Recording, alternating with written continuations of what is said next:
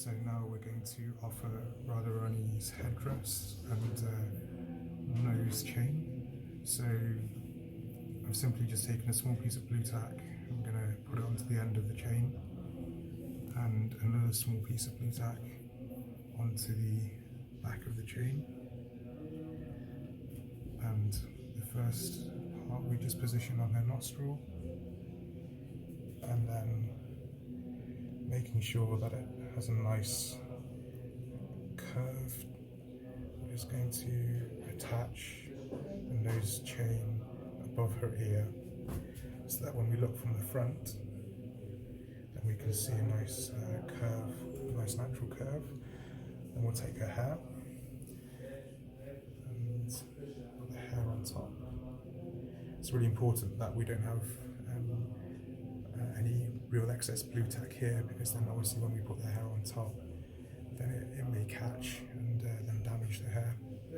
So once we put the hair on, then we can take some water from the arching cup, just wet our hands, and then brush her hair, just to kind of take care of any loose hairs, so it's neat.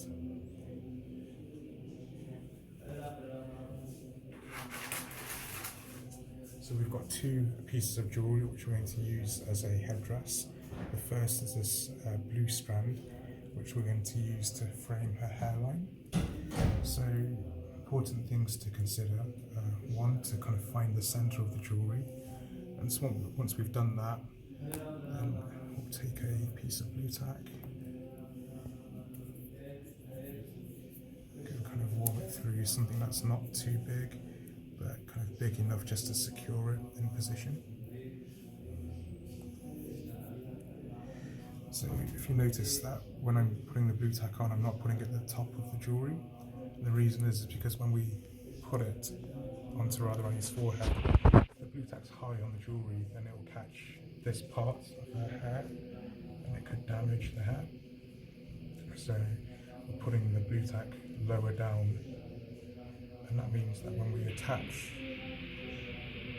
the headdress, we're just attaching the jewellery to the brass part of Radharani. Once that's secure, I'm just going to keep one side out of the way. If you leave it loose, then what will happen is it will dangle in front, and it could kind of bump into her or go into her eye. So now, following the natural hairline, we're just going to bring the jewellery round so that we've made a nice curve, and then taking a small hairpin, just passing it through over the chain, and then pushing down so that the pin is going downwards, and then catching the hair. And that one pin then is sufficient to secure this whole piece of jewellery. And we follow the same process for the other side.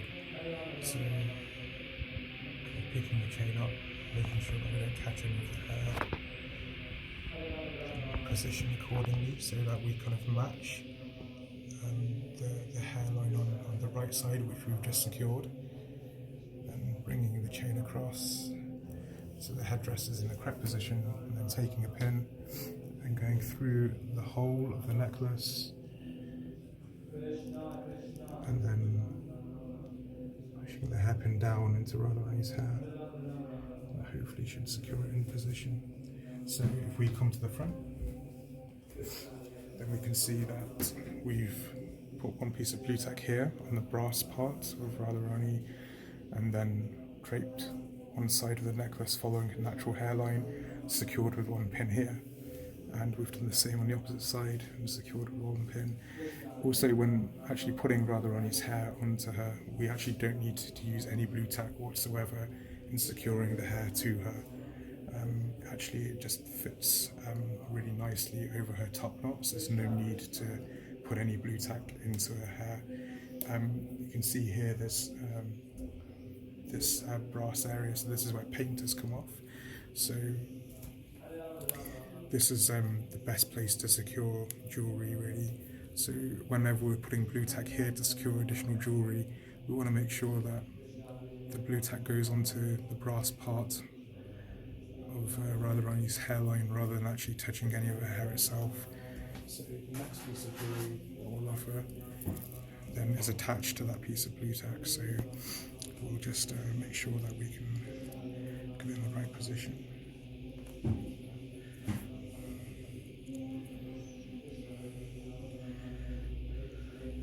And having secured the blue tack onto the jewellery, we're just going to position it onto the top knot. Again, making sure that it's kind of central, taking one strand behind. If we don't do that and leave it to fall, it will just fall into her eye. So we're just going to rest on the top of her hair, and then taking a small hairpin, again following her hairline, we're just going to secure the next.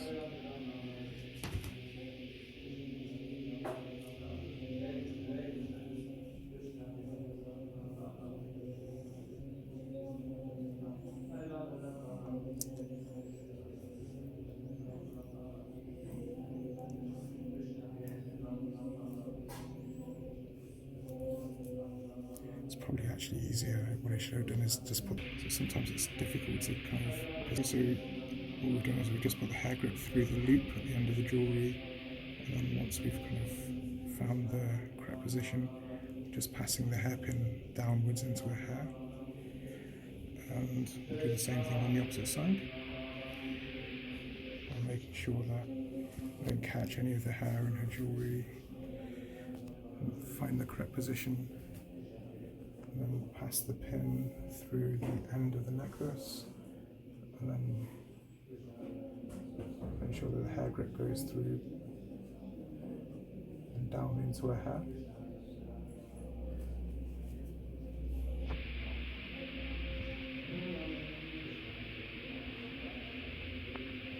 And the final step will be to secure her veil. So, finding the centre of the material, but the natural instinct is to put the veil on this one. But actually we need to almost put the veil on backwards, so we kind of find the centre, put the cloth upside down, fold the edge back on itself, and then secure it with a hairpin. So we're just going to pass the hairpin through some of her hair and into the border of the veil. And having done that, and pin the veil on one side. So the pin goes through the cloth, and then we take our thread and then wrap it around the pin in the figure of 8 once we're happy with the height of the veil.